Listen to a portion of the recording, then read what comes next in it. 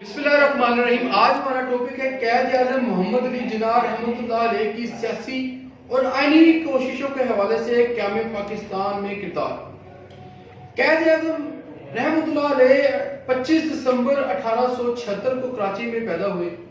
اور آپ انگلستان کے اندر جب موجود تھے تو آپ کے اندر سیاسی دلچسپی پیدا ہوئی اور آپ واپس آئے اور آپ نے کانگریس کے اندر شمولیت اختیار کی اور اپنی سیاسی اننگز کا آغاز کیا۔ 1909 میں ہندوستان میں منٹو مارلے اصلاحات کا نفاذ ہوا اور وائسرائے ہند میں اس وقت 16 سیٹیں تھیں اور اس کو بڑھا کر 28 سیٹوں میں کنورٹ کر دیا گیا اور مسلمانوں کی طرف سے قائد اعظم رحمۃ اللہ علیہ کو اس کا نمائندہ منتخب کیا گیا۔ 1913 میں قائد اعظم رحمۃ اللہ علیہ نے مسلم لیگ میں شمولیت اختیار کی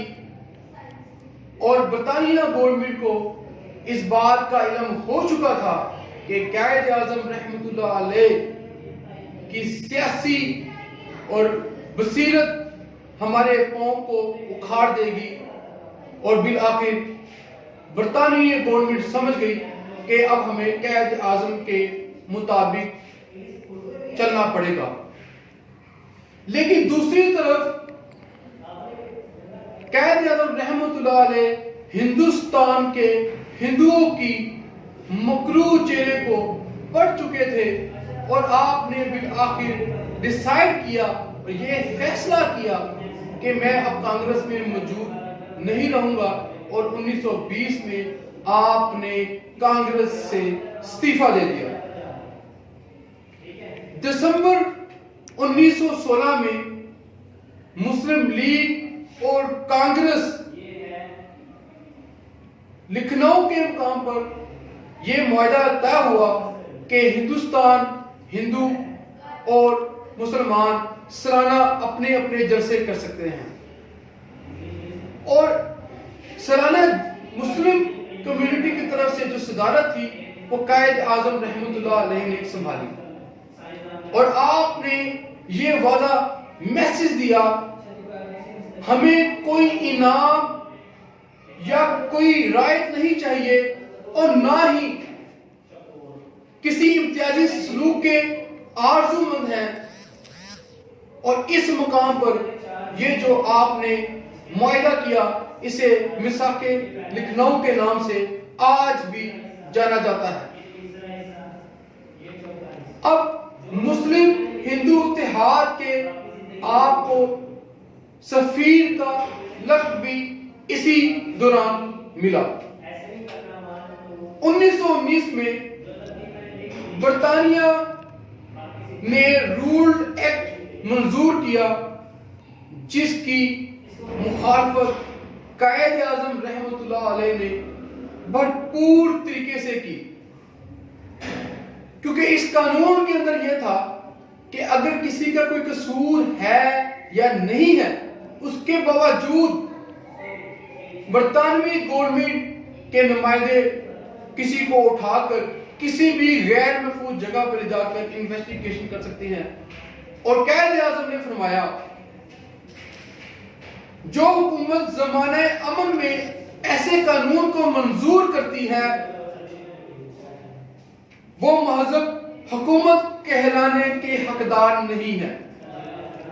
اور آپ نے واضح میسج دیا کہ ہم اس قانون کو کالا قانون کہتے ہیں۔ 1929 میں قائد اعظم رحمۃ اللہ نے اپنے مشہور 14 نکات بھی پیش کیے۔ 3 گورنمنٹ کانفرنس ہوئی 1930 سے 1932 میں لندن کے مقام میں، اور آپ نے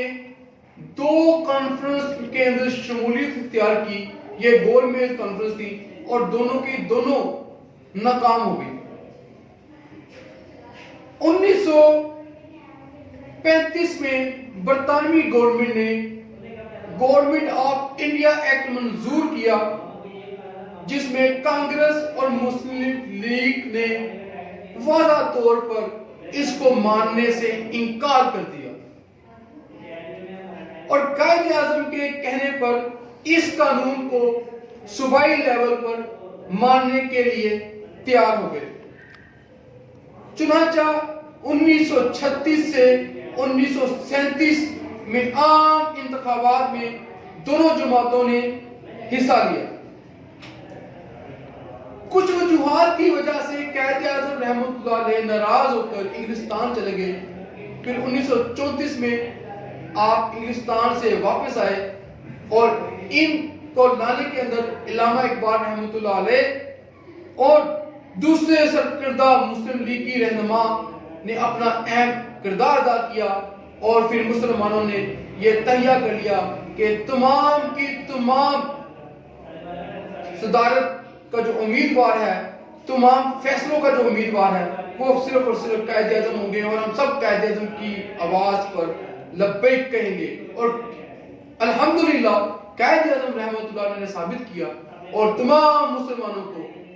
ایک پرچم تلے، جس کا مطلب لا الہ الا اللہ محمد رسول اللہ تھا، اکٹھا کیا۔ 1940 کے اندر مسلم لیگ کا سالانہ اجلاس منعقد ہوا، جس میں مسلمانوں نے واضح الفاظ میں کہہ دیا کہ ہمیں ایک علیحدہ خطہ چاہیے جہاں پر ہم اپنے اسلام کے دیے ہوئے ضابطہ حیات کے مطابق زندگی بسر کرنا چاہتے ہیں، کیونکہ ہمارا کلچر، ہماری ثقافت، ہمارا اٹھنا بیٹھنا ہر چیز اسلام کے مطابق ہونا چاہیے۔ اس لیے آپ نے علیحدہ خطے کا مطالبہ کر دیا۔ مسلم لیگ نے 1945 اور 1946 کے انتخابات میں شاندار قائد اعظم کی قیادت میں کامیابی حاصل کی، جس میں وفاق کے اندر 100% کامیابی تھی اور صوبائی لیول پر 90% کامیابی تھی۔ 14 اگست بالآخر 1947 کو پاکستان معرض وجود میں آیا اور 15 اگست 1947 کو قائد اعظم رحمۃ اللہ علیہ نے نئے اسلامی خود مختار ریاست کے پہلے گورنر جنرل کی حیثیت سے حلف اٹھا لیا۔ چونکہ